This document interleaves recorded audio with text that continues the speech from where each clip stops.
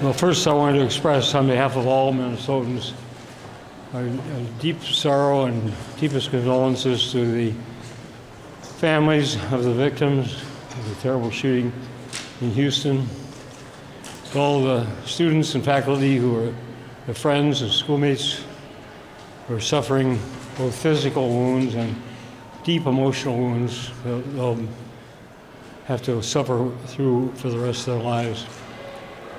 It underscores the importance of school safety measures that I proposed that the legislature still, Republican leaders, Speaker and the Majority Leader still not agreed to send to me as a standalone bill, free and clear of all of the other differences we have on the omnibus budget bill. I sent them a letter urging them to do so today. This is too important an issue to play politics with. And the least we can do to commemorate the losses that yet another school has suffered is to pass this separately, send it to me. Let's get it underway so we can do everything we possibly can to see that this is not something that's going to happen here in Minnesota. You wanted to say something on behalf of the legislature? Just as a parent, it breaks my heart that we have yet another school shooting in the country, and I would just echo the governor's comment that we can work together as Republicans and Democrats on the school safety proposals to get those to the governor's desk by themselves in a standalone bill. We could do that today. We should do that today.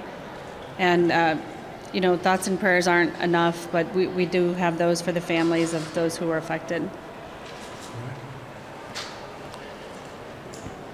With regard to the rest of the meeting, as you know, it was brief.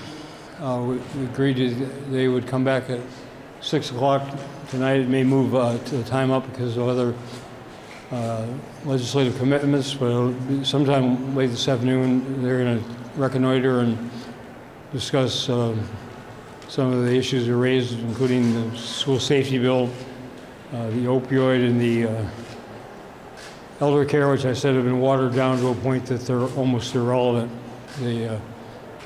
Once again, they've caved into the big pharmaceutical industry. There's no tax or any penny a pill or any financial obligation to the drug companies, none whatsoever. It's just, and I know that there are people, especially in the Senate, who have been pushing for that, advocating that, and there are people in the House Republican caucus who have.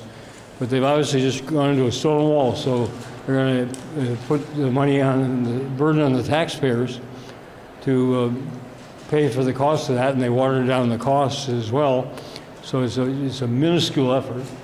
The elder care, they've taken away the licensing, they've taken away a lot of the requirements that the advocates representing seniors in this state were advocating, along with myself, to provide better protections. We get 400 calls a week still to the hotline complaining about various aspects of treatment in these nursing homes, assisted living homes, and they want to just let it go.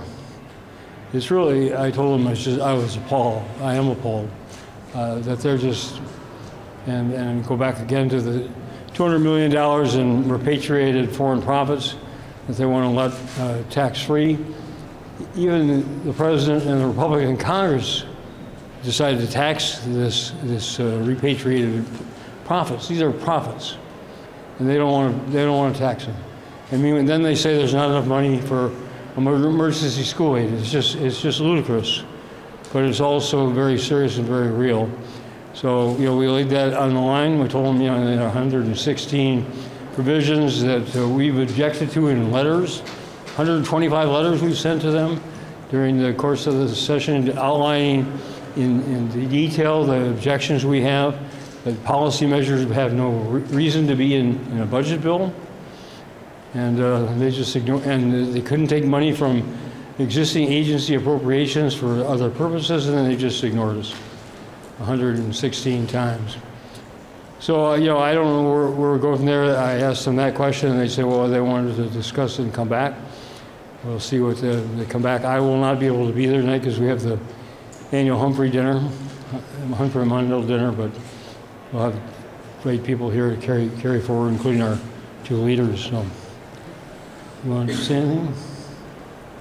Governor, are they coming your way at all on the emergency school funding issue? No indication. Well, we have to have the safe school legislation to accept it. Well, I think we're generally in accord, grant money to the schools for them to use at their own discretion. I mean, different schools will have different needs, and I think those are decisions best made at the school board level. But enough money there to give them the wherewithal and not take it out of their existing per pupil aid so that they can do what they need to do. So their bills are acceptable? As well, as a standalone measure, we can work out the details. There's some minor differences. And unfortunately, it doesn't include gun safety. It doesn't include universal background checks, which 90% of the people in Minnesota support. I mean, it's one thing to prevent, somebody coming into a school, which is vitally important. Another thing to prevent them from getting their hands on a gun when they shouldn't have it. So I don't expect that there's going to be anything there, and that'll be a serious omission. But again, it's important we find what we can agree on. It's important that they pass that bill. It's important they send it to me as a clean standalone bill as soon as possible. Other questions? Governor, do you believe there will be a revised tax bill coming your way? Have to ask them. I honestly don't know. Are you willing to leave without one, Governor? Leave the session without it? Yeah, if there's no school aid, then there's no tax bill. I mean, I won't sign on it, veto it. I assume it won't be overridden. Does it have to be a full 138 million, or are you willing to take less than that? Well, at this point, I was saying I want the whole 130 million because it translates into 2% the per pupil aid formula, and you look at the amount of money it provides. It needs to be that much to provide make some meaningful difference for a number of these school districts that are even beyond those amounts they'll receive in deficits. So, yes, and again, with $200 million of repatriated foreign profits that they're letting go tax-free, and we have $321 million surplus, there's no way they can say there's not money available. They just aren't willing to give it the priority. Would you agree to just target the 59 school districts that have deficits? I've made my statement. I think I don't know if a school district, any school district that has so much money they don't need it, is welcome to send it back. I don't think you'll find anybody in Minnesota, any schools. You got others that are on the brink. You got others that have had to make cuts already.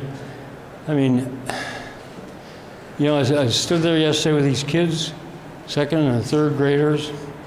I don't know if you caught it, but when they started out, I said, what grade are you in? And they said, second, we're in second grade. And then at the end, we were about to break up, the girl in the back raised her hand and said, we're all third graders back here. We're the big kids.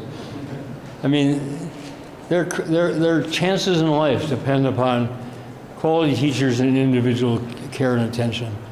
And, to say that the foreign profits of multinational companies are more important than emergency school aid for every school district in the state, it's just inconceivable to me, but that's their position so far. Governor, did I read your objection to the bill correctly that you want to see the protest language as well as the pipeline language both out of this bill? Well, I guess, they sent me a protest bill. Was it last night, the night before? To be honest, I hadn't had a chance to look at it yet. I got until, I believe tomorrow to look at it, and I haven't had a chance to do that yet.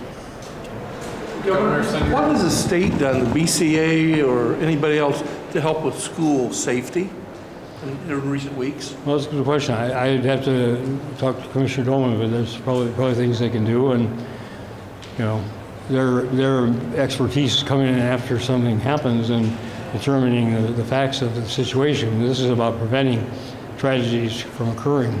But it's a good question, and I'll follow up with Commissioner Dolman and see what they could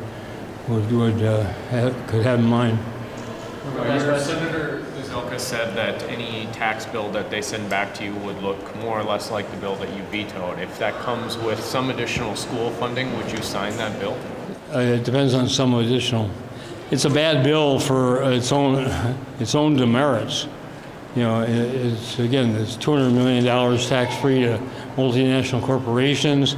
They talk about how it's lowering everybody's taxes, and they are, but by tiny amounts, and the more higher your income, the more tax rate you get. Whereas my proposal was targeting the tax relief to middle-income working families. So it's, it's a whole different attitude of, the people who already have get more, the people who need more get less, and that's why unless there's an agreement to fully fund the emergency school aid, it'll be hard for me to think that there's a bill, and also the phasings. They're sacrificing the fiscal stability of the state by phasing in the second and third biennium some of these measures, and they're between that and possibly a constitutional amendment, and then freezing the property tax on businesses last year, and eliminating the funding for Minnesota Cares in end of 2019. I mean, they are decimating the revenue sources for Minnesota, the future, and they're jeopardizing the fiscal stability of the state. And then they'll get right back to what they did under Governor Plenty, which is, borrow money from the schools and this and shift this and all this other, but they're also going to have to make some draconian cuts. And that's what I'm trying to forestall. Governor, the majority leader said we're running out of time and things are already going to start to fall off. Are you concerned now that the agenda is getting smaller? Well, they've been running out of time for a month. And they've been running out of time certainly for the last week. And, if they can't get their work done in time, that is not my fault. That's their fault. We don't even have a complete budget bill yet. They insisted on putting all the articles into one mega budget bill, and we still don't have the human services part of it complete. We don't have comprehensive targets to even look and see in context of a tax bill, if we got to that point, what there is to work with. We have a surplus. Depends on whether the tax bill is going to. They're putting money into the tax bill to provide tax giveaways to corporations. If they straighten that out, mine was revenue neutral, but there should be beyond that. Anyway, if they can't get their work done, and it's only because of the Republican leadership's mismanagement of this session. If you can still get a global deal, would you bring them back, as you've done many times in the past, to just finish up their work? You mean a special session? Yes. I've said absolutely, firmly, emphatically, I'll say it again, no special session. If they can't get their work done by the end of this term, they need to go back and explain to Minnesotans why they're qualified to run state government. They've had every opportunity. They have a majority in both the House and the Senate. How can they not get the work done in time? They can't even agree among themselves now, the two Republican caucuses on human services. They couldn't agree on much of the other measures. That's why it hasn't come to us yet. I mean, they can't work it out among themselves, and then they wonder why we can't work it out with them, for them. Not going to happen that way. And you're right, they're running out of time, and they got no one to blame but themselves. Thank you. Concern about a bonding bill not getting done? I heard it's going down. I mean, the money's going down. I thank the Senate and Senator Bach for his leadership and for saying this bill is so woefully inadequate. It's, again, let's not pretend we're going to solve the problems facing the state. You look at the magnitude of the bonding needs just to prevent basic buildings from falling down. You're talking about state office buildings, state parking lots, college and university campuses, state parks. I mean, they're all deteriorating, and they won't put money into it except for their specially earmarked projects that are part of their reelection schemes. It's just shameful. And we have the right capacity to do it. We have the need to do it. And I commend Senator Bach and the Senate caucus for saying 825, it's not enough. And we're not going to pretend that it is. So where it's going to go from here, I don't know. Fortunately, in this case, they need DFL votes in both the House and Senate, and I know Minority Leader Hortman is also doing everything she can with her caucus to take a stand, and we'll see what we can get out of it. We certainly need a bonding bill, but we'll have to see what comes of it. Okay? Thanks, everyone. Thank you.